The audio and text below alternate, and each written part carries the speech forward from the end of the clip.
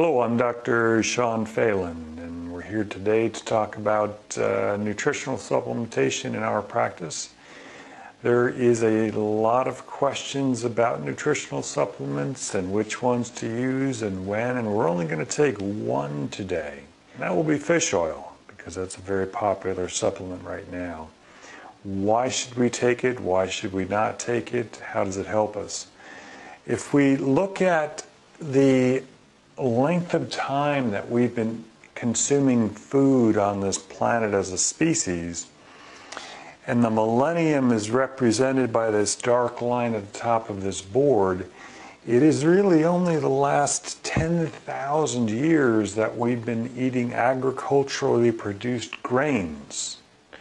Now, before that, we were hunter-gatherers. We consumed roots and tubers and berries and meat when we could bring it down, but otherwise there was no grains for us. When we developed it, it helped civilization become stationary. We could stay in one place. We didn't have to travel with the seasons and with the food.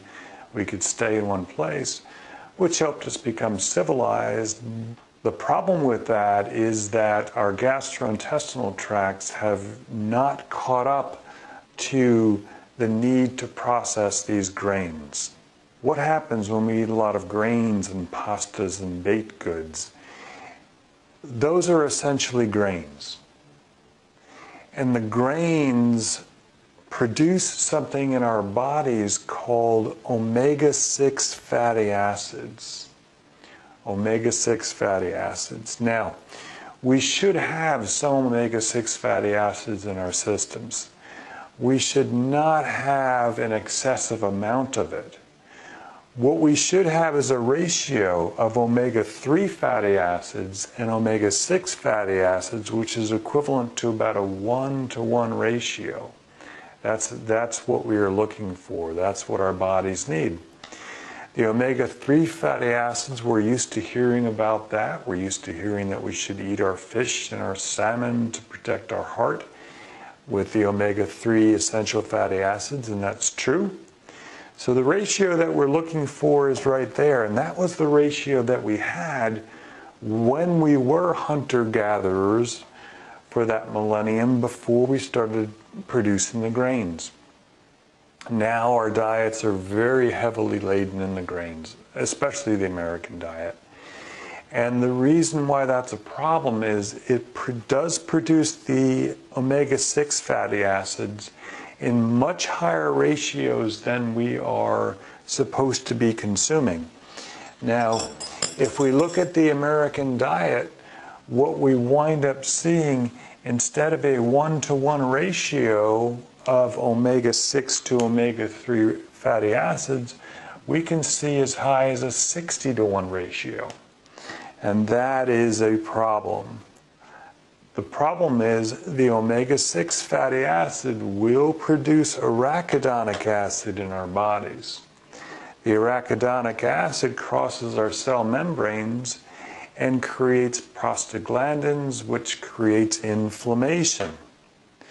Now let's spend a minute or two talking about what happens with the inflammation, and all of this will lead us to the reason why we need to have fish oil. So the inflammation that we're talking about isn't just muscle inflammation, isn't just a stiff neck, isn't just tight muscles, but the inflammation is occurring on a cellular level in our bodies, and it is driving diseases. It is, as we know, driving the heart disease. We've known that for years because they've been asking us to make sure that we eat enough omega-3 essential fatty acids, usually in the form of eating fish. But it's also driving obesity, diabetes, hypertension, cancer, neurologic disorders, and many other conditions that this country, although it's one of the most wealthy countries on the planet, is leading the world in these diseases. So, how do we stop this from happening in our systems? The first thing we need to do is to realize that we need to consume less grains. We are safe to have about 1 to 2 servings of grains per day. and that's about it. If you are eating a bowl of cereal followed up with a big lunch with sandwich bread, followed up with a bowl of bow tie pasta and garlic bread at the end of the day, then you're consuming an awful lot of omega-6 fatty acids, creating arachidonic acid, creating inflammation, and running ratios, which is going to produce the diseases in you that you will see in your ancestors. So if you saw a grandparent develop these diseases, this is what you are pushing yourself towards. What can we do about it? So now we'll come to the point where we talk about why it's important to take the fish oil. If you are going to consume grains, which most of us are, then one of the things we can do is take the fish oil, because that is going to affect the production of the inflammation by the arachidonic acid.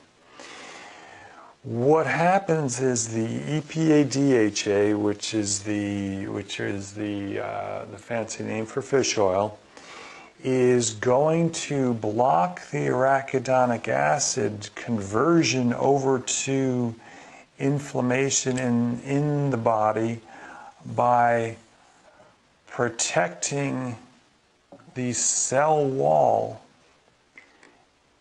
and reducing the amount of arachidonic acid that can be converted into prostaglandins, which can be converted into the inflammation. If you are going to consume grains, which most of us are, do it within limits, and also take fish oil and take it in an amount that will allow us to protect the cell wall and block the arachidonic acid conversion to the inflammation. That's why we take fish oil. And not everyone is a candidate for it. Not every patient is going to be safe taking it. So do speak with your physician before you do so. If you're interested in speaking with us about it, just go to our website and you can contact us personally. Thank you very much.